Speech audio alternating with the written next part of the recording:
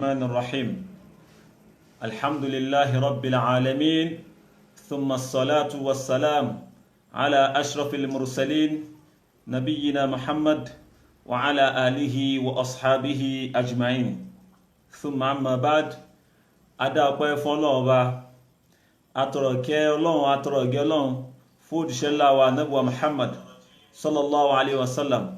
إكاتي تاترو kí Ọlọ́run kó bá mú bá àwọn ará ilé ànábì ìkẹ́ àti gẹ̀ta tọrọ abẹ́lọ́run kọ́lọ́run bá mú bá àwọn sàhábà ànábì àwọn sàhábé tó jásí pé ní ikhtarahumullahu li suhbati nabiyyihi sallallahu alaihi wasallam Ọlọ́run dídì ṣàwọn yẹn ni Ọlọ́run dídì ṣàwọn sàhábé Ọlọ́run ṣàwọn lẹ́ṣà láti pé kí wọ́n máa kọ́kún ànábì lọ́wọ́ níbi iṣẹ́ ńlá ní tọ́lọ́run gbé fún ànábì tí ń ṣe rìsálà tọ́ ìkẹ́ àti gẹ̀rẹ́ gbogbo àwọn tí wọ́n tún wá tẹ̀lé orípa ànábì náà ní mina tabi'in wa atba'i tabi'in àtàwọn àfẹ́ẹ̀sìn àwọn mùsùlùmí tí wọ́n ti rí kọjá Ọlọ́run jọ̀ọ́ máa kàwọn àwa náà Ọlọ́run jẹ́ máa lẹ́tọ̀ọ́ sí dáadáa yìí kọ́lọ́run jẹ́ máa lẹ́tọ̀ọ́ sí ìkẹ́ yìí àtàwọn tí mọ̀ bọ̀ lẹ́yìn wa tí wọ́n bẹ̀ lórí ìlànà ànábì náà títí di ọjọ́ ìgbéde alkiyama tọ́ ẹ̀yin ọmọ yá wa nínú Islam akíra pé salamu alaikum wa rahmatullahi wa barakatuh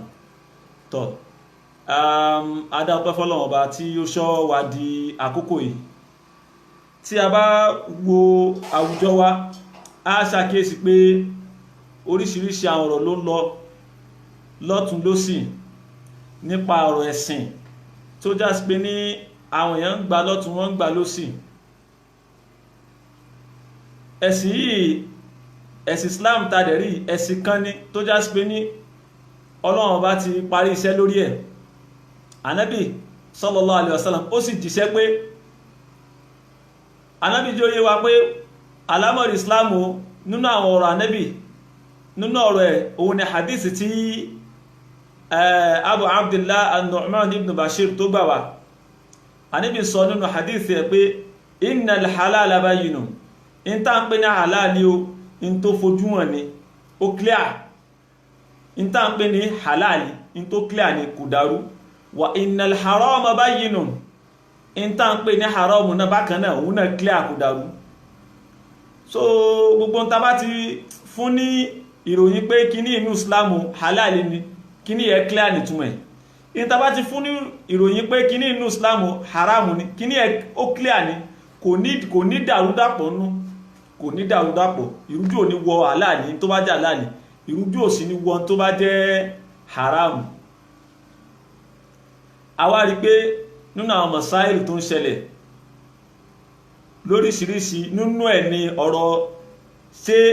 nínú ṣẹ̀ríà Islam wa yóò ṣé yẹ̀pẹ̀ títẹ̀ wà ń bẹ àbí ò sí ń bẹ ṣé yẹ̀pẹ̀ títẹ̀ sí wà ń bẹ àbí ò sí ń bẹ a sì rí pé àwọn àfáà tí wọ́n ṣẹ̀sìn tí wọ́n ṣe khidma Islam kọ́nà kó bá san gbogbo ọlẹ́sàn rí nílẹ̀ ìwà ilẹ̀ Yorùbá àti káàkiri àgbáláyé àwọn sheikh wa Sheikh Imran Abdulmajid Eleha wọ́n ṣe wáàsí kan ní ọjọ́ mélòó kan sẹ́yìn wọ́n sì béèrè nípa pé àwọn èèyàn sọ káàkiri pé nínú Islam yóò ó tọ́ halali ní kí yẹn máa tẹ yẹ̀pẹ̀ láti máa fi mọ̀ tí ó ṣẹlẹ̀ ní ọjọ́ ọ̀la lọ́jọ́ iwájú so ṣẹ́dẹ̀mọ̀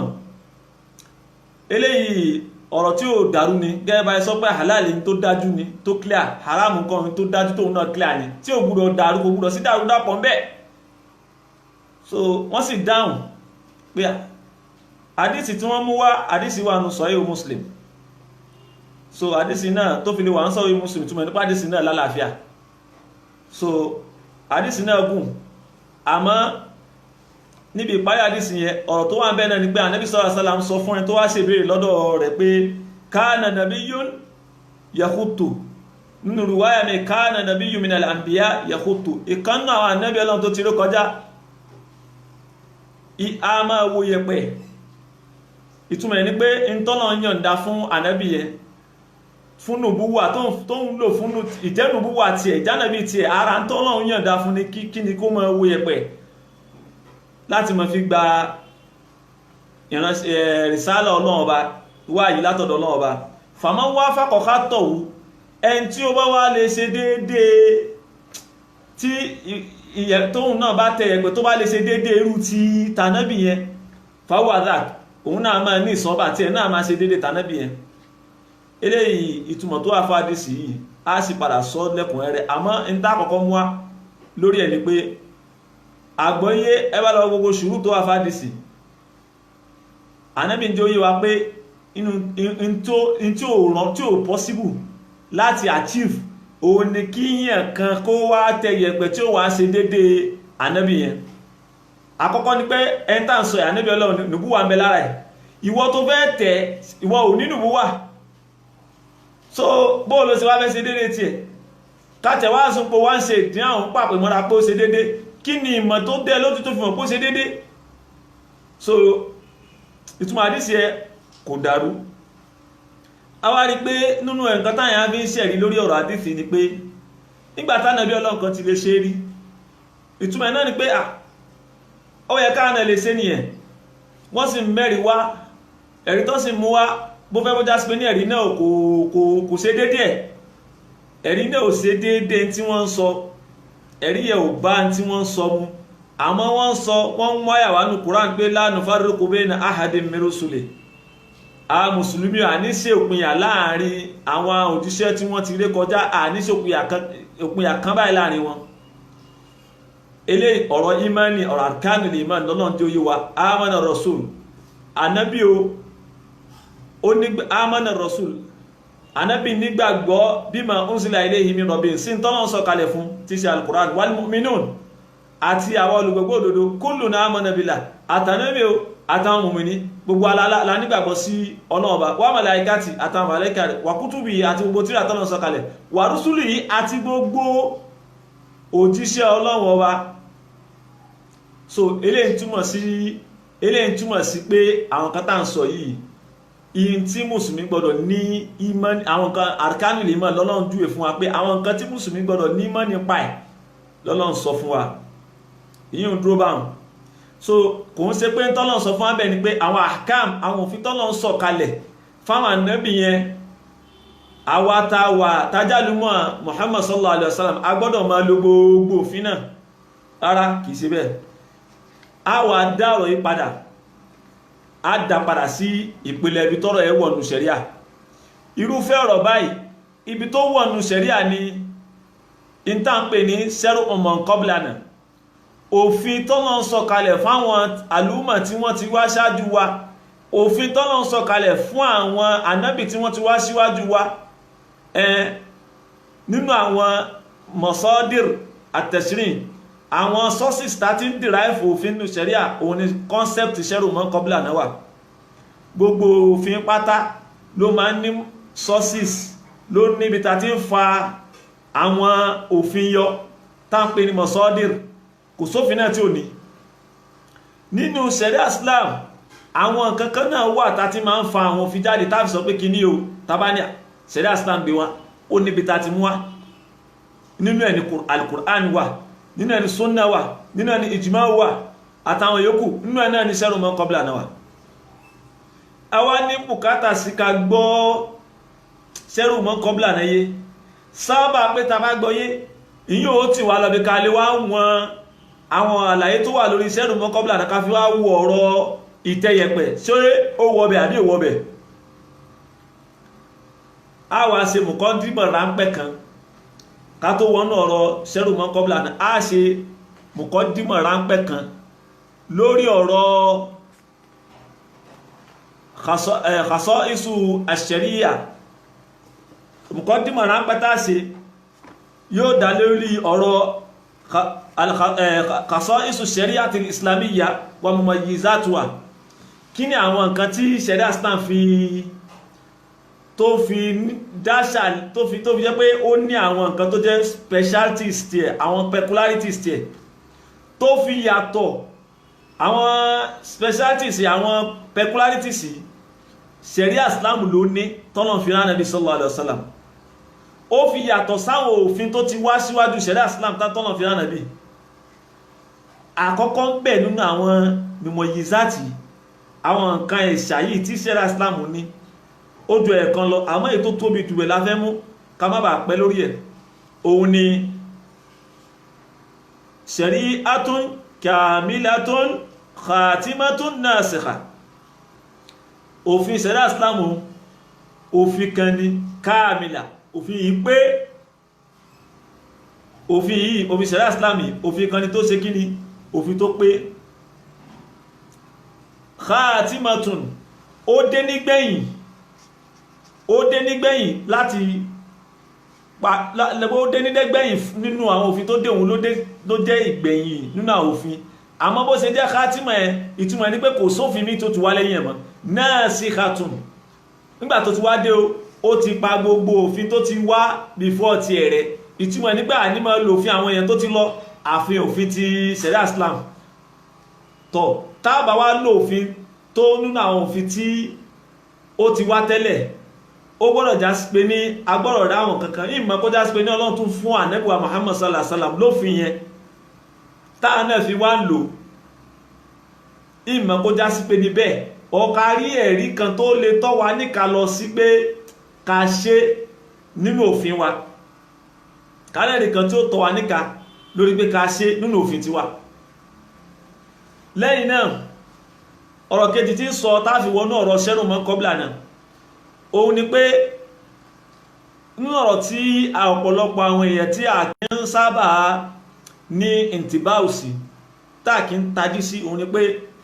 hikima kan bẹ́ ń bí ìdí tí àwọn risalatu samawiya tí wọ́n fi wá lóní ìrànràn.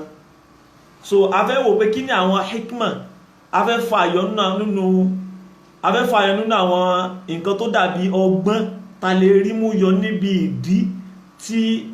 òfin tọ́nà sọ̀kalẹ̀ láti sánmọ̀ tí ó fi wá ní oríṣiríṣi, tí ó wá ní alánàsákìn wá ìpé ọ̀nà kan pátán kan ní gbogbo òfin ẹwà jẹ́. Kí nìdí? Ó nídìí àwọn nǹkan sì wà táàrí táà ló fi hàn pé lóòótọ́ torí àwọn ìdí ẹni tó súnmọ́ náà ní káwọn fi ẹ náà kó wá lóríṣiríṣi. Àkọ́kọ́ náà àwọn díẹ̀ ni pé ta'addudul umam wa kathratuha. Àwọn àlùmọ̀ tó ti wá láti ìgbà tọ́nà ti dá Ànábì Ádámà dèní kò ń ṣe ìran kan ni wá, oríṣiríṣi ni, ẹlẹ́yàmẹ̀yà làwọn àlùmọ̀ tó ti wá láti ìgbà tọ́nà ti dá Ànábì Ádámà. Àlùmọ̀ Ànábì Ádámà ọ̀tọ̀nu ni wọ́n, àlùmọ̀ Ànábì Ṣífù, àwọn àlùmọ̀ Ànábì Ìdírísì, àlùmọ̀ Katunu, tànábì Ibrahimu títí tó fi wá dórí Ànábì wa Muhammad sallallahu alaihi wasallam. Nígbà tó bá ti wá rí báyìí tálùmọ̀ tó ti wá lóríṣiríṣi lónìrànràn, inú tó súnmọ́ náà ní ká rí pé àwọn òfin tí ó mọ̀ sọ̀kalẹ̀ fáwọn àlùmọ̀ yìí yóò mọ̀ yàtọ̀, yóò mọ̀ lẹ́tútún, ìtumọ̀ ẹni pé yóò mọ̀ wá lóríṣiríṣi. Ó jẹ́ nǹkan àkọ́kọ́. Nǹkan kejì nínú ìdí táàmọ̀ rí táàfì pé torí àwọn ìdí ní àwọn òfin àwọn àlùmọ̀ òfin máa yàtọ̀, ó ní alhajatu da'iyatu ila dhalik. Àwọn ìgbà míì wà tó dá sí pé ní àwọn ìṣẹ̀lẹ̀ míì máa ń fà tí ó fi máa pèpè lọ síbi kí àwọn òfin yẹn kí ó wá lọ́nà oríṣiríṣi. Lápèjúwe, àkọ́kọ́ ìgbà tí in tó ń jẹ́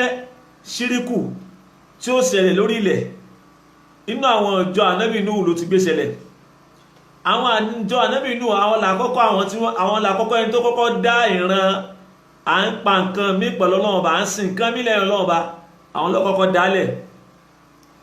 Torí gbogbo àwọn èèyàn tó ti wá, àwọn ìjọ tí wọ́n ti wá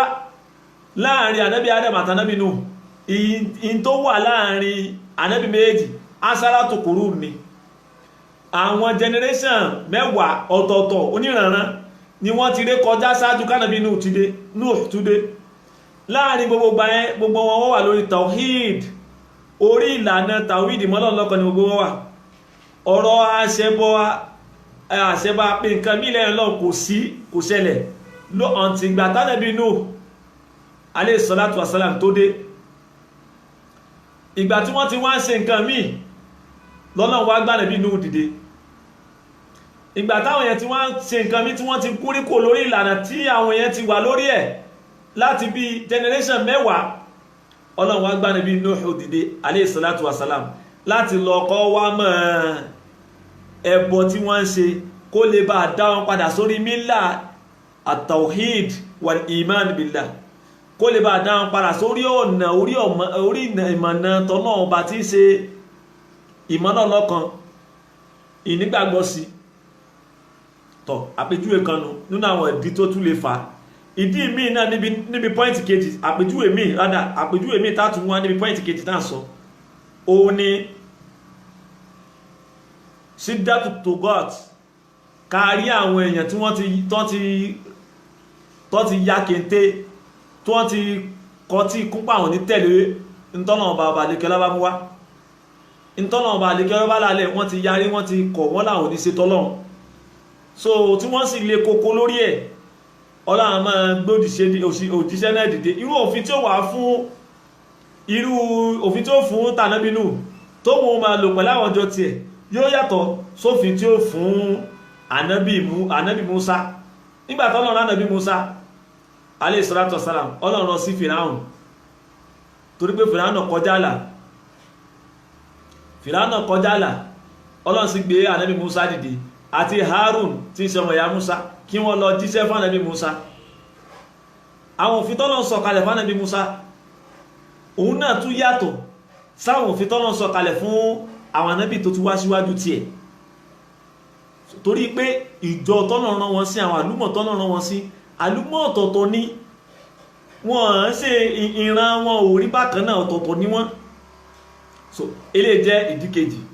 ìdí kẹta òun ni ikhtilafu nas fil bay'ati wa dhuruf wa tatawwur hayatihim kí àwọn èèyàn kí wọ́n wà lóríṣiríṣi ní agbègbè bí tá ti gbé ní kí wọ́n máa ṣẹ̀mí irú gbígbé ìṣẹ̀mí tí wọ́n ń lò ìdàgbàsókè ìlú làákàí wọn gbogbo ẹ̀ sọ́tọ̀ọ̀tọ̀ tajarubihim náà ìwòye sí wọn experience wọn nípa ọ̀rọ̀ ayé gbogbo ẹ̀ kò rí bákan náà nígbà tí ó ti rí bákan náà yẹn òfin ẹ̀ náà ò lè rí bákan náà nígbà tí ó ti rí bákan yẹn òfin ẹ̀ ò lè rí bákan náà ẹ̀dá tọ́lọ́run dá wa ayàtọ̀ ọ̀nà oríṣiríṣi làwọn ẹ̀dá Ọlọ́run bá tọ́lọ́run bá dá so torí ìdí àwọn eléyìí òfin ẹ̀ yóò wà lọ́nà oríṣiríṣi ọ̀rẹ́ eléyìí tá a sọ yìí á bá pàdé nu tíra á bá pàdé lóríṣiríṣi tíra àmọ́ akọ̀ má pèjú á sọ tíra méjì tá a ti lè bá pàdé tí a bá lọ sínú tíra tá a ń pè ní Ma'alimu Thaqafati Islamiyya the Dr. Abdulkarim Uthman á bá ọ̀rọ̀ yìí bẹ́ẹ̀ bákan náà tá a bá lọ sínú tíra Muqaranatul Adyan the Dr. Ahmad Shelby tí wọ́n tẹ̀ ní Maktabatul Nahdatil Misriyya nílùú Qahira á bá ọ̀rọ̀ yìí bẹ́ẹ̀ nígbà tá a ti wá sọ́nsìn pé nínú nǹkan tọ́lọ́run fi dá Islam ìṣàlẹ́ṣà òfin ṣẹ̀ríà Islam tọ́lọ́run fi dá ìṣàlẹ́ṣà ni pé òfin yẹn pé ṣẹ̀ríàtún kamila ṣẹ̀ríàtún khatima ó dé nígbẹ̀yìn ṣẹ̀ríàtún nasikha gbogbo òfin tó ti wá síwájú ẹ̀ ó pa wọ́n rẹ́ òfin Islam náà máa lò sí àní ti bá rù sí òfin tó ti wá síwájú wọn tiwa àfi ta bá ráwọn ẹ̀rí fún lórí àwọn àlàyé táwọn wá nígbà tá ti wá mú àlàyé tó ti kúnná wá báyìí lórí ilé tí a bá lọ sínú àwọn tírà tí wọ́n ti sọ nípa ṣẹ́rù mọ́ kọ́bìlà náà torí mo ti sọ fún wa láti bẹ̀rẹ̀ pé intan pé ní ṣẹ́rù mọ́ kọ́bìlà náà ìkọ́nú àwọn masdar ìkọ́nú àwọn masdar mi masadir tashri' ìkọ́nú àwọn sọ́sìsì tá ti ń fa òfin yọ nínú ṣẹ̀ríà ni so ọ̀rọ̀ tó wá wà lórí pé òfin àwọn ìjọ tó ti wá ṣáájú ti wà yìí òfin yẹn ṣáà lè lò ó àbá lè lo ọ̀rọ̀ mẹ́rin ló wà lórí ẹ̀ àkọ́kọ́ bẹ̀ ni pé òfin yẹn tí wọ́n fún àwọn ànábì kan nínú àwọn ànábì tó ti lọ tá a bá rí tọ́nà bá fún ànábì wa Muhammad sallallahu alaihi wasallam fàlù ìmọ̀ yìí náà ó ti dòfin táàmà lò ó ti dòfin wa ẹ̀rí tó wà lórí eléyìí a bá lọ sínú nínú Al-Qur'an a rí pé àwẹ̀ Ọlọ́run sọ pa ìran àwẹ̀ tó fún àwọn ànábì tí wọ́n ti wá síwájú ànábì wa Muhammad sallallahu alaihi wasallam ànábì Zakariya gbàwẹ̀ àwọn ànábì Ọlọ́run síwájú ànábì Musa gbàwẹ̀ àmọ́ àwẹ̀ àlàyé bí àwọn ẹ̀ ṣe gbà báwọn ànábì Ọlọ́run yẹn ti gbàwẹ̀ ó yàtọ̀ sí bá àwọn tí ní káwà gbàwẹ̀ yẹn nínú Qur'an Suratul Baqarah àyà ní tí gbogbo àti mọ̀ verse 183 ọba lẹ́kẹ́lá ní yá ayyuhal ladhina amanu ẹ̀yin olùgbàgbọ́ òdodo mọ̀ pé yín kútìbà alaykumus siyam wọ́n ṣe àwẹ̀ lọ́ranyàn lé lórí àti Ọlọ́run náà ló ṣàwẹ̀ lọ́ranyàn lé wa lórí torí inú ta fi máa ń mọ inú ta máa ń lo sígátùl majhul fún òun ni pé ń gbà mí á ti mọ̀ pé á ti mẹ́ tó ń bá a sọ̀rọ̀ so ta bá wulẹ̀ lo sígátùl majhul kò ní wulẹ̀ kò sí ìrújú bẹ́ẹ̀ so wọ́n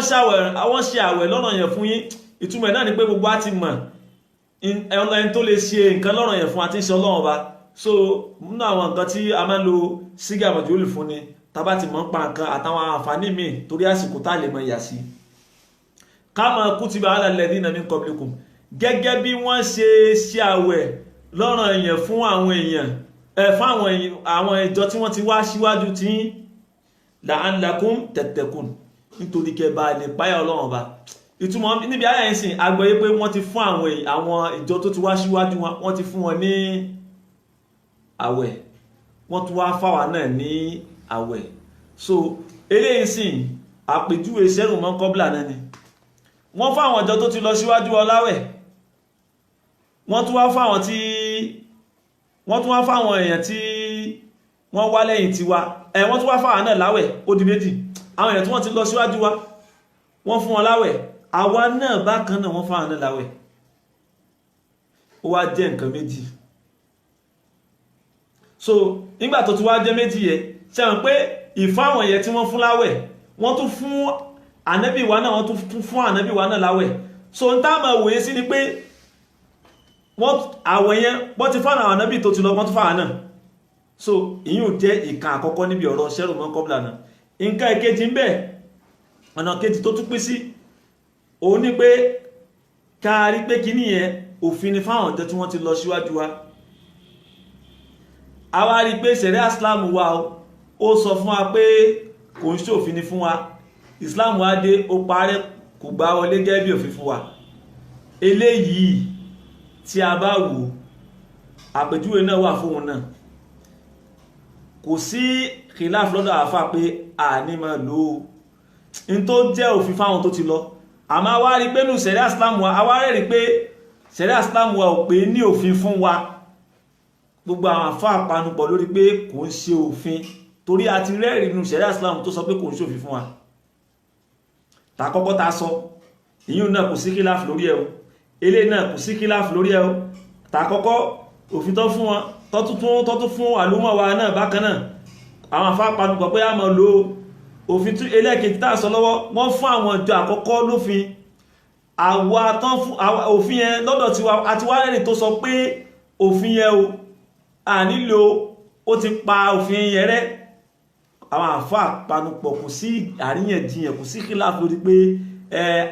a lò a nílò pẹ̀júwe tó padà dípò mínísítà tí àlẹ́ àtó láńjọ́ kìnnà tọ́nà wá mú àlá náà ṣe so tó padà wá di pé bàbá náà padà wá anábì Yakubu alayhi salatu wassalam padà wá rí anábì Yusuf àtàwọn ọmọ ìyá ẹ̀ gbogbo wọ́n ṣe sùjúd fún anábì Yusuf so eléyìí òfin kan ni tí ó wá fáwọn ìjọ kan náà tó ti wá síwájú àti ṣe jẹ́ anábì Yusuf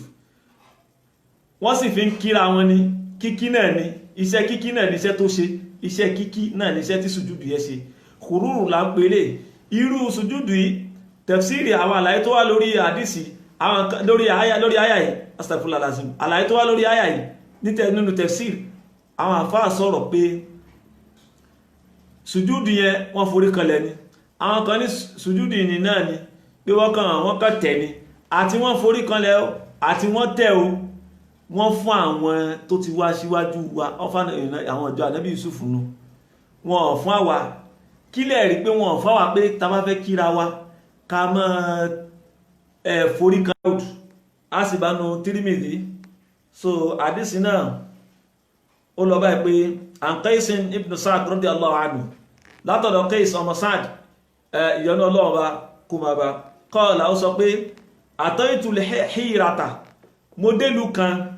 fara'aytuhum yasjuduna limirzubani lahum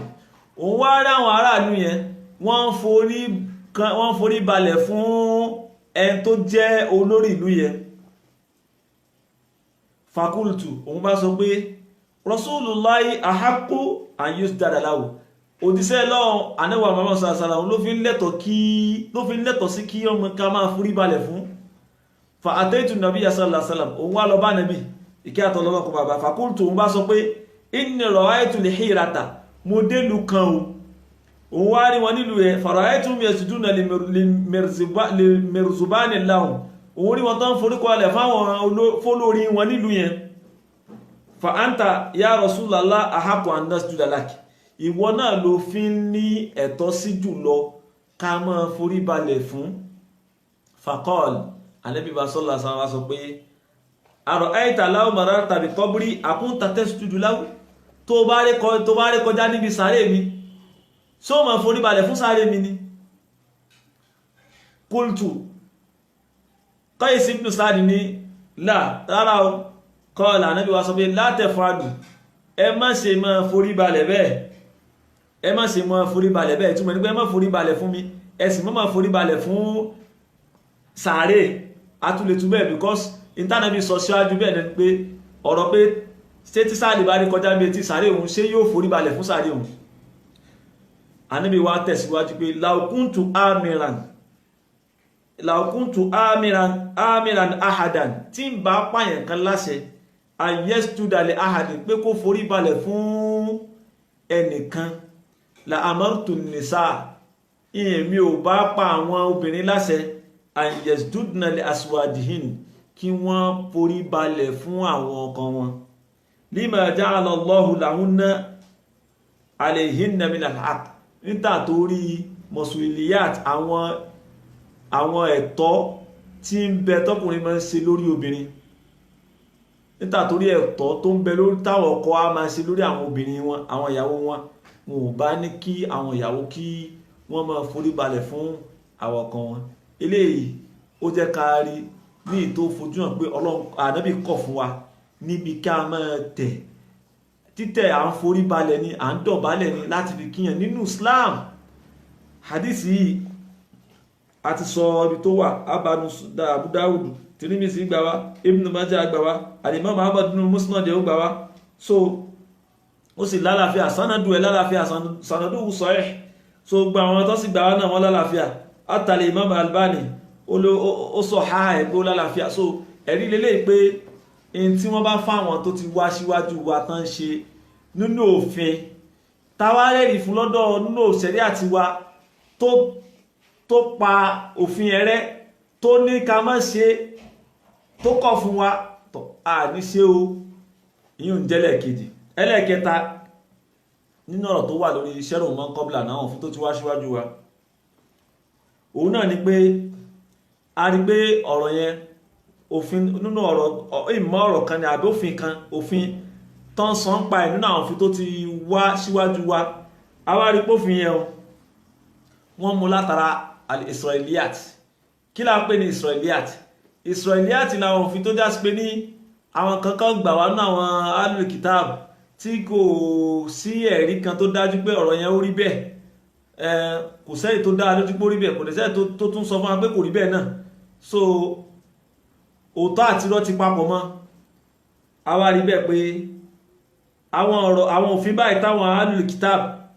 nínú àwọn ọjọ́ tí wọ́n ti rí kọjá ahlul kitab wà àwọn ta fún tíra àwọn náà ni àwọn Yahudi àti Nasara àwárí ọ̀rọ̀ kan lórí ẹ̀ àbálàyé kan lórí ẹ̀ látinú tíra Ọlọ́run ni o àrọ́rọ̀ lórí ẹ̀ látinú súnà ni o a sì rí ọ̀nà míì ọ̀nà gbà àwọn tíra Ọlọ́run ààrẹ rí fún àwọn súnà Ànábì kò sálàyé lórí so eré náà kò sí khilaf lọ́dọ̀ àwọn àfọ́ onímímọ̀ pé irú eléyìí náà o kò ń ṣe hujja fún wa a lè lò ìdí tá a sì fi lè lò ní pé ọ̀rọ̀ tí àdísì kan bẹ tábúrẹ́ ra gbọ́wà lọ́lọ́kọ́ bàbá tí a bá lọ wo inú Sahih Bukhari abadisi ń bẹ abúrẹ́ ni kana ahlul kitab yaqra'una at-taurata bil ibraniyya ó ní àwọn ahlul kitab wọ́n máa ń ka tírà àtàwọ́rá pẹ̀lú èdè Hebrew wa yufassirunaha bil arabiyyati li ahli al-islam wọ́n máa wá tú àtàwọ́rá yẹn pẹ̀lú lárúbáwá fún àwọn mùsùlùmí. Faqala Rasulullah sallallahu alaihi wasallam, òjíṣẹ́ Ọlọ́run bá Ànábì wa Muhammad ìkẹ́ àti gẹ́ Ọlọ́run kó máa bá, Ànábì wa sọ pé la tusaddiqu ahlal kitab, ẹ má ṣe máa gbà pé táwọn ahlul kitab sọ nínú àwọn ọ̀rọ̀ òfin tí wọ́n sọ yìí, ẹ má ṣe gbà pé òdodo ni pọ́nbélé. Wala tukadhibuhum, ẹ sì má gbà pé irọ́ ni pọ́nbélé. Ìtumọ̀ ni pé ọ̀rọ̀ yẹn àwọn òfin yẹn tí ó ti bọ́ sínú Israiliyati yahtamilu sidq kama yahtamilu kadhib, ó kó òtítọ́ sínú ó sì kúrò náà sínú bákan náà. A gbọ́dọ̀ gbà pé òdodo ni, a sì gbọ́dọ̀ gbà pé irọ́ ni. Wa qulu amanna billah wa ma, sọ pé àwa nígbàgbọ́ sọ́lọ́run ọba Allah àti tọ́lọ́run ọba tó sọ̀kalẹ̀ fún wa tí ń ṣe Al-Qur'an. Eléyìí náà ó dàrú lọ́dọ̀ àwọn àfáà àtọ́jú olùmọ̀ pẹ̀rúfẹ́ irú òfin báyẹn o, a ní máa mú lò, kò ń ṣe hujja fún wa. Eléyìí dẹ̀ jẹ́ nǹkan ọ̀rọ̀ kẹta tó wà lórí sẹ́rù mọ́kọ́bílà náà. Ṣẹ́rí pé kìíní ìkejì kẹta kò sí àríyànjiyàn lọ́dọ̀ àwọn àfáà lórí pé sá máa lò abáni lò, kìláàfò sí lórí ẹ̀. Àlàyé ta máa láti takọ́kọ́ lórí ọ̀rọ̀ takọ́kọ́ ti kejì. Ìkẹta iná a nílò, torí pé Ànábì ti já yíwa pé a gbọ́dọ̀ gbà pé òdodo ní kíní yẹn, a sì gbà pé irọ́ ni. In tó kọ́ wa ni pé a nígbàgbọ́ sọ́lọ́run ọba àti tó sọ̀kalẹ̀ fún wa tí ń ṣe Al-Qur'an. Hadithi mo sọ lẹ́ẹ̀kan, ó wà ní Sahih al-Bukhari, àbámbẹ̀ ó wà ní Sahih al-Bukhari, ó lálàáfíà. Bákan náà Ibn Abbas, sàbẹ́lá ní Ibn Abbas, ìyọ́nà Ọlọ́run bá kó bá bọ́wọ̀n àti bàbá rẹ̀, ó sọ pé ya ma'sharal muslimin, ẹ̀yin musulmi, kayfa tas'aluna ahlal kitabi an shay'in, kí lè tẹ̀bí náà bèèrè lọ́wọ́ àwọn ahlul kitab, àwọn Yahuda àti Nasara pa nǹkan.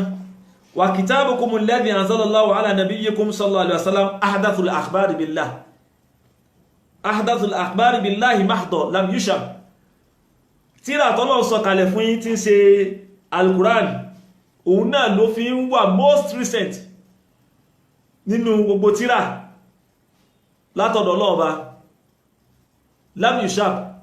ọ̀rọ̀ pé ó wá gbó àbí ọ̀rọ̀ bẹ̀ wá kò bá gbà mú, kò sí bẹ́ẹ̀, kò sí ní ọ̀rọ̀ Kùránì. Wa qad haddathakumullah anna ahlal kitab qad baddalu min kutubillahi wa ghayyaru, Ọlọ́run bá sì ti sọ fún yín páwọn ta fún tírà àwọn ahlul kitab yìí, Yahudi àti Nasara, wọ́n ti yí nínú tírà Ọlọ́run bá padà,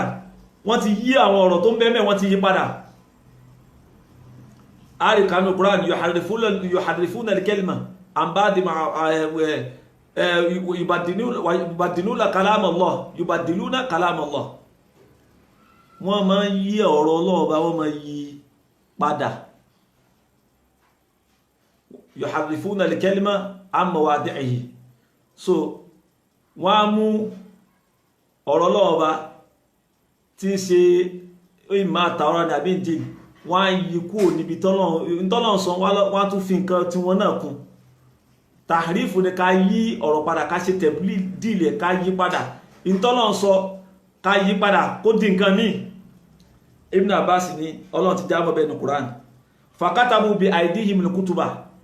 wọ́n tẹ̀ tí wọ́n dáhùn tírà gan fúnra wọn látọ̀dọ̀ tí wọ́n wá pè pé ilé àtọ̀dọ́lọ́ ló ti sọ̀kalẹ̀. Wa qalu huwa min indillah liyashtaru bidhalika thamanan qalila, wọ́n ní àtọ̀dọ́lọ́ ọba ló ti sọ̀kalẹ̀. Ó gbọ́rọ̀ tí Ibn Abbas ń sọ yìí nínú hadith, nínú ọ̀rọ̀ yìí, nínú athari yìí náà, ó gbọ́rọ̀ tí Ibn Abbas ń sọ yìí, tí a bá wò àwọn àyà Kùránì wà tí ó mú àwọn túmọ̀rọ̀ tí Ibn Abbas tí ó sọ jáde. Awala yanhakum ma ja'akum min al-ilmi an mas'alatihim, ṣé ń tọ́lọ́run sọ kalẹ̀ fún yín, ṣé kò tó fún yín ni, kò ti kọ̀ fún yín láti pé kẹ́ máa lọ bí wọ́n léèrè nípa àwọn ẹ̀kẹ́ tún lọ máa ṣèbéèrè lọ́wọ́ wọn. In tọ́lọ́run ti sọ kalẹ̀ fún yín, ó yẹ kó ti kọ̀ fún yín láti lọ máa ṣèbéèrè lọ́wọ́ wọn. Fala wallahi ma ra'ayna rajulan minhum yas'alukum an alladhi unzila ilaykum, àti àrí ẹ̀kan wọn kó máa dà yín láàmú pé kó máa bèèrè lọ́wọ́ yín pé kí ni Ọlọ́run sọ ní Kùránì nípa nǹkan báyìí, ẹ̀yin náà lè lọ ń bá wọn. Eléyìí náà bákan náà ó bẹnu Sahih Muslim, abanu Sahih Muslim. so eléyìí ó fi yé wa pé ẹlẹ́ẹ̀kẹta yìí nígbà tá a ti rí ẹ̀rí fún tó dẹ̀ pé tọ̀ nínú àwọn Israeliat ni táwọn èèyàn kó wá nínú àwọn Yahuda àti Nasara nínú àwọn òfin tọ́nà tí wọ́n sọ ń gbà yẹn tí ààrẹ rí fún ìṣẹ̀lẹ̀ Islam wa Kùránì ò tọ́ wa níkàsí àdísì ò tọ́ wa níkàsí so a kùrà ró bẹ̀ òfin yìí nínú àwọn òfin tó ti lọ àwọn ìjọ tó ti lọ síwájú wa ni àmọ́ ń gbà táwa wò òfin yìí ya awò dáadáa a wá rí pé inú Kùránì àti súnà ààrí ṣẹ̀rí àwa dákẹ́ pa ẹ̀ Kùránì dákẹ́ pa ẹ̀ kò sọ̀rọ̀ bí sọ́yẹ̀ pé sọ̀rọ̀ àtàn Kùránì sọ̀rọ̀ kankan báyìí lórí ẹ̀ a sì rí kí àdísì kan náà sọ̀rọ̀ ní pàtó báyìí lórí ẹ̀ so eléyìí àwọn àfà wọ́n jiyàn lórí ẹ̀ so àmọ́ jùmùhúr ọ̀pọ̀lọpọ̀ àfà ní àlò so khilaf tó dẹ̀ wà lórí ẹ̀ khilaf tó wà lórí ẹ̀ àwọn Ṣàfi'í àti àwọn Hanabila àwọn nìkan náà ni wọ́n sọ pé a nílò gbogbo jùmúrà fà nínú àwọn Ahnaf ni àwọn Malikiya ni àtàwọn àhímà tí wọ́n ti lọ ni wọ́n gbà pé irú òfin bẹ́ẹ̀ irú àwọn ìtabárí bẹ́ẹ̀ láti ọ̀dọ̀ àwọn ìjọ tí wọ́n ti lọ tó dẹ̀já sí pé ní ṣẹ̀ríà wa dákẹ́ ń pa ẹ̀ so pé a lò ìdí tí wọ́n dẹ̀ gbẹ́ tí wọ́n gbára lé òun ni pé ìdí tá fi lò ní pé wọ́n máa ẹ̀rí wá nu Al-Qur'an pé ńgbà tọ́lọ̀ bá bá lẹ́kẹ́ lọ́sọ fún wa nu Qur'an pé ulaika alladhina hada Allah nígbà tọ́lọ̀ ń sọ̀rọ̀ àwọn ànábì Ọlọ́run tí wọ́n ti lé kọjá tó dárúkọ wọn Ọlọ́run ní àwọn tọ́lọ̀ bá fi ọ̀nà mọ́ rí o àwọn tọ́lọ̀ bá ti fọ̀nà mọ́ rí o fabi hudahum muqtadi ìwọ ànábì tọ́ ìmọ̀nà irú ìmọ̀nà wọn ta fún wọn náà irú ìmọ̀nà ta fún wọn náà ìwọ́n náà tọpasẹ̀ bẹ́ẹ̀ tẹ̀lé orí pa bẹ́ẹ̀ so òmúmù irú eléyìí òmúmù làdílà ni so general proof principle tó ní status of general application ìtumọ̀ ẹni pé irú àyà báyìí a lè lò fúnrú ẹ̀rí pé a lè lórú òfin tọ́nà bá ti sọ̀kalẹ̀ fáwọn ọ̀dọ́ tí wọ́n ti lọ síwájú wa a sì má pèjú wa fẹ́lẹ̀ tí ó fi yé wa àpèjúwe tá máa mú wá níbi eléyìí òun ni hadith tí ó ń bẹnu Sahih Muslim hadith yìí a rí pé Al-Awwam ibn Hawshab rahimahullah Al-Awwam ibn Hawshab ó sọ pé sa'altu Mujahidan athar ni amabot ó ní in tó fi jáde sí ni pé a rí pé ó padà wá sọ nǹkan tí ọ̀rọ̀ náà padà dọ́dọ̀ Ànábì sallallahu alaihi wasallam ọ̀rọ̀ náà ó padà dọ́dọ̀ Ànábì tó fi jáde sí nìyẹn so Al-Awwam ibn Hawshab ó sọ pé rahimahullah ìkẹ́ ọlọ́kùn bàbá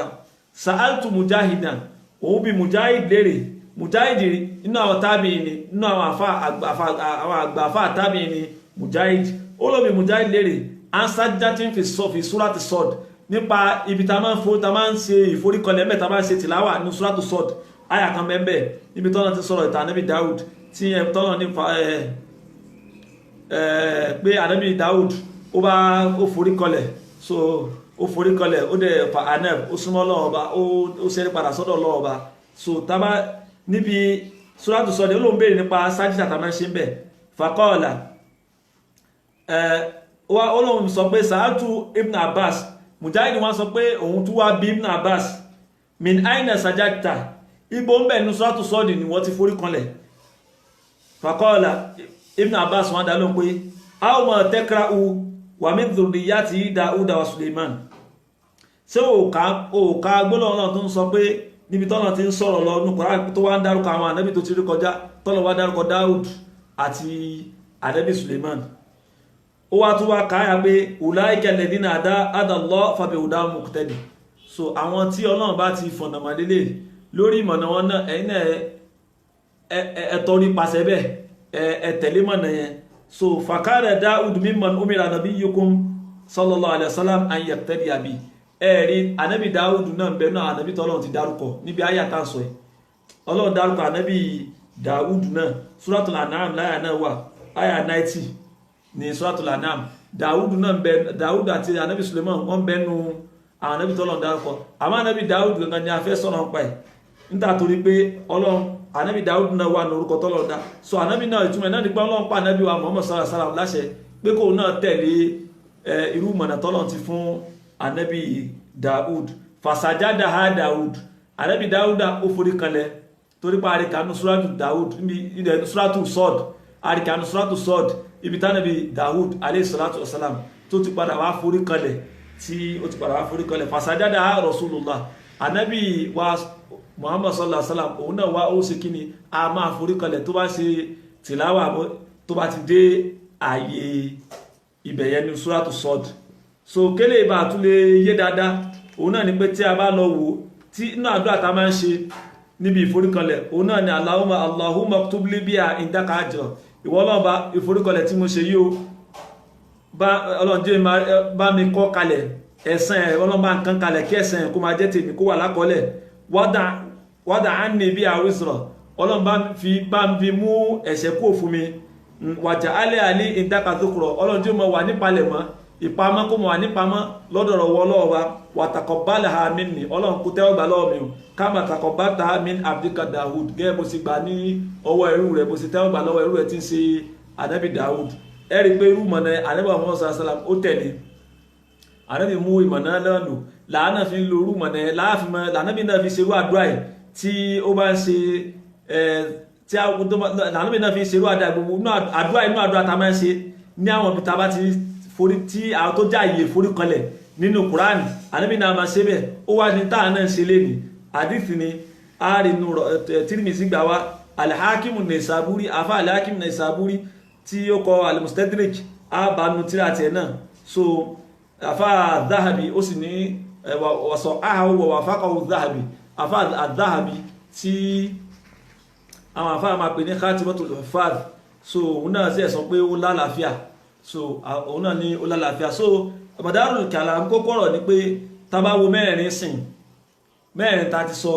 ó wá kù ìbéèrè táwà bíra lè rí pé nínú gbogbo ọ̀rọ̀ ta láyé ta mọ́ lórí ọ̀rọ̀ sẹ́rù mọ́ kọ́bílà náà ọ̀rọ̀ mẹ́rin ta ló wà lórí ẹ̀sìn alákọ̀ọ́kọ́ kò sí kí láàfin lọ́nà àfà àníyàn kí o sí pé a mà lò ó wọ́n sọ fi ẹ̀kalẹ̀ fáwọn tó wá síwájú wa wọ́n sọ kalẹ̀ fáwọn bí àwẹ̀ táǹgbà a mà lò ẹlẹ́ẹ̀kejì wọ́n sọ fi ẹ̀kalẹ̀ fáwọn tó ti wá àmọ́ ṣẹ̀ríà wa láà nílò irú eléyìí náà a nílò torí pé ṣẹ̀ríà wa ti sọ pé a nílò ọ̀rọ̀ sùjúd amẹ́rì wá lórí ẹ̀ amádìsì tó wá lórí ẹ̀ àdìsì tó wà ní sọ Buhari àmúwá tó tàrẹ̀ sàlàyé lórí ẹ̀ a nílò eléyìí náà kò sáré yíyàn jiyàn lọ́dọ̀ àwọn àfáà tí wọ́n jẹ́ onímímọ̀ ẹlẹ́ẹ̀kẹta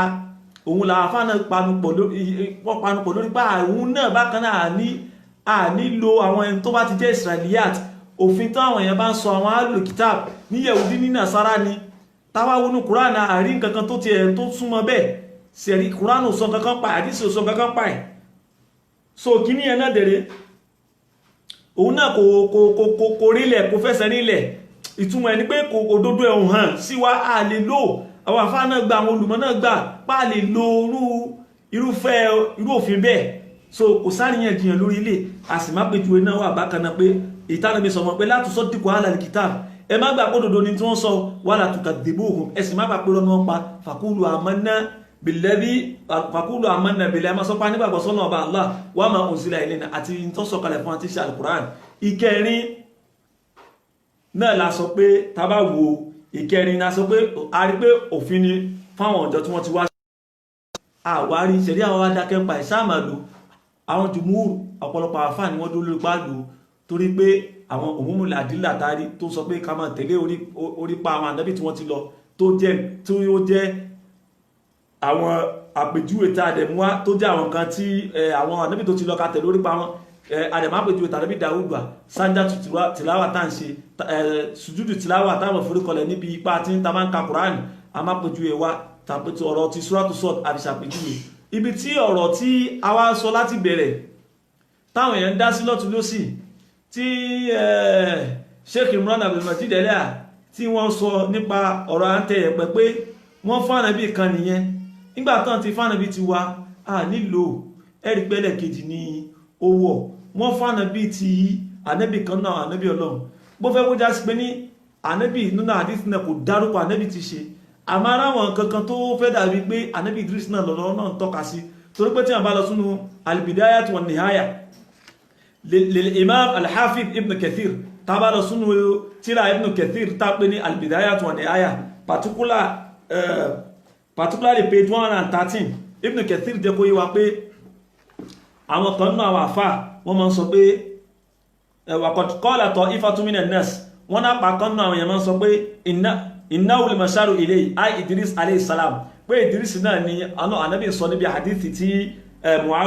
Muawiya ibn al-Hakam as-Sulami tí hadithi Muawiya ibn al-Hakam as-Sulami wọ́n ní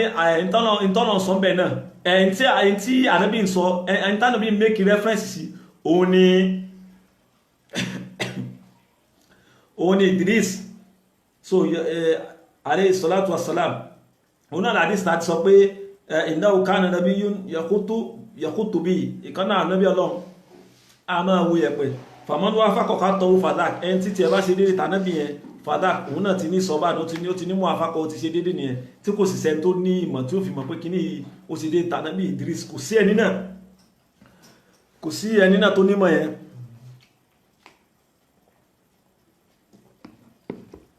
kò sí ẹni náà tó nímọ̀ ẹ̀ pé kíní ẹ̀ ṣe dédé ti Ànábì Idris kò sí ẹni náà so wọn fánàbí wa àti sọ́ọ́sì pé wà lórí àwọn àríkànú al-Bidayah wa Nihaya máa ń sọ fánàbí Idris ni so tó wáyé fánàbí Idris náà ni wọ́n fánàbí Idris nu wọn fánàbí ti wa kò sẹ́rì fún torí pé ibi tó wọ̀ ní ìmáwádìí ìmọ̀ kọ̀kọ̀ Ọlọ́run sì ti sọ pé ìmọ̀ kọ̀kọ̀ nìkan ní ọ̀dọ̀ ẹnìkan ni ìmọ̀ kọ̀kọ̀ wà kò sẹ́ni tó nímọ̀ kọ̀kọ̀ Ànábì jẹ́ wíwá pé òun ò nímọ̀ kọ̀kọ̀ kò sẹ́ni tó nímọ̀ kọ̀kọ̀ so kò sí ibi tó wọ̀ ní pé Ànábì ti wà wọn fún so ìtayẹ́ Sheikh Imran ilẹ̀ aṣọ òdodo ní bọ́rọ̀ ti rí nìyẹn wọn fánàbí ti wá ọfánàbí kan náà Ànábì tó ti lọ tá sì rí ka pé ọ̀rọ̀ ń dá lórí pánàbí Idris ni so àlàyé tó wà lórí ọ̀rọ̀ yìí rè àárọ gbogbo àwa ìsọ̀rí ọmọ kéwù àtàwọn àfáà wa pé ká dákun torí Ọlọ́run abẹ náà bá lè kọlá kí Ọlọ́run kí ó gba gbogbo ìjọsìn wa nú ẹ̀sìn kọ́nà kó gbà àrọ̀ wá pé tọ́rọ̀ bá ti ṣẹlẹ̀ ẹ jẹ́ ká máa gbé lórí nǹkan tó jẹ́ òdodo èyí tó bá jẹ́ òdodo ní ká dìmú torí ọ̀pọ̀lọpọ̀ mùsùlùmí náà ní bùkátà sí pé àwọn èèyàn fẹ́ ṣẹ̀sìn wọ́n dẹ̀ fẹ́ mọ tó jẹ́ òdodo ẹ má yẹ kí ó já sí pé ní interest wa ò ní pé a ṣàfẹ́ ṣe ìtìsọ́ a fẹ́ ṣe ìgbìyànjú fún a fẹ́ ṣe ìgbìlẹ́yìn fún ọ̀rọ̀ àfà kan àbọ̀rọ̀ ṣéwù kan àbọ̀rọ̀ ìmáàmù kan àbọ̀rọ̀ ìyẹn kan láwùjọ ní tó yẹ kó pàtàkì sẹ́yìn wa ni pé èwo ló jẹ́ òdodo nọ̀rọ̀ ní tó bá jẹ́ òdodo ká mú lẹ́yìn náà ẹ jẹ́ ká gbìyànjú gbogbo àwa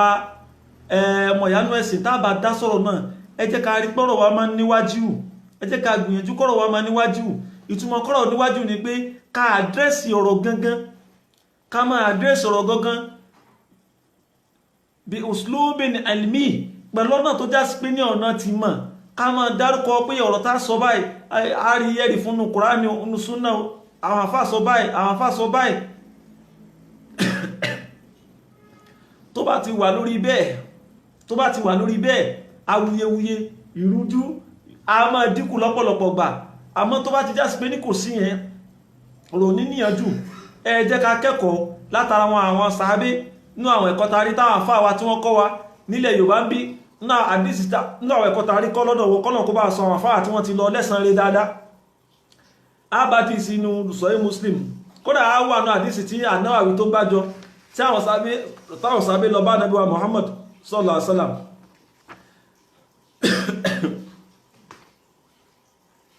àwọn sábé lọ bá Ànábì wa Muhammad sallallahu alaihi wasallam wọ́n sọ pé dhahaba ahlu duthur bil ujur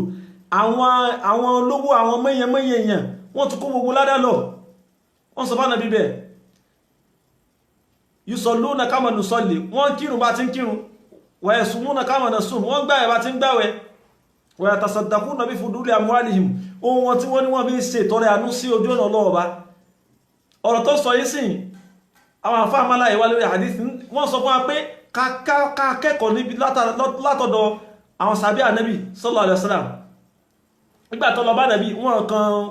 sọ pé àwọn èèyàn ti kó ládá lọ lásán kọ́kọ̀ dákẹ́ wọ́n jẹ́ kọ́rọ̀ wọ́n níwájú wọ́n sọ ó má láyé wá lórí ọ̀rọ̀ tí wọ́n sọ pé níta àgbàlérò ni pé wọ́n ń kírun bá ti ń kírun wọ́n ń gbààwẹ̀ bá ti ń gbààwẹ̀ wọ́n sì tún ń ná lówó wọn wọ́n fi ń ṣe tọ́lọ́run bá kọ́rọ̀ máa níwájú ó máa jẹ́ kọ́rọ̀ yanjú ni ká mọ ibi tá à ń lọ gangan ká mọ̀ máa ká mọ ibi tá à ń lọ gangan ká yá àdírẹ́sì tí ò bá ti ń ṣàrọ̀rọ̀ àwọn àsọmọgbé ọ̀rọ̀ àwọn nǹkan tí ò kí ń ṣe ojúlówó ọ̀rọ̀ kágbìyànjú kagbélẹ̀ lágbèjúwe sìn kíyàn kan kó fẹ́ fún mi lé sí ọ̀rọ̀ tí mo sọ sìn kó a máa ní ẹwúrú fìlà tó dé ẹwú bójú ẹ ṣe rí ẹwúrú aṣọ tó wọ̀ ẹwúrú asẹ̀tì tó ń lò gbogbo irú àwọn ilé ìsìn tàwáfì àwọn ọ̀rọ̀ tí ò tiẹ̀ nítumọ̀ ni ṣẹ́dẹ̀mọ̀ ṣẹ̀dá Islam àwọn àfáà gan máa sọ pé ànàwádìí láhùkùnmọ̀lá ọ̀rọ̀ tí ò bá ti nítumọ̀ kò wọ́n lẹ́ kò nídàjọ́ àníṣe ti bá rù sí kódà nínú òfin àgbélẹ̀rọ alqanunu wá ní nínú òfin àgbélẹ̀rọ a máa ń sọ pé the law does not concern itself with trivial matters in tí ò bá ti pàtàkì tí ò bá ti nítumọ̀ òfin gẹ̀ òní sọ́npà ẹ̀ kò nítumọ̀ nú so ẹ jẹ́ ká máa jẹ́ kọ́rọ̀ wá níwájú ọ̀rọ̀ ẹ̀sìn láfẹ́yẹnjú ọ̀rọ̀ ẹ̀sìn ni ká máa dá sí káfẹ́ búlẹ̀ kára àrùn àtàkìyàn sí bẹ̀ fọ́dún mọ̀ ṣẹlẹ̀ ni àmọ́ tá bá ti ń yanjú ọ̀rẹ̀ sìn àwọn èèyàn tó máa ń gbọ́ oníkálukú wọn bá àfáàyè ọ̀rọ̀ tó ń sọ òdodo ni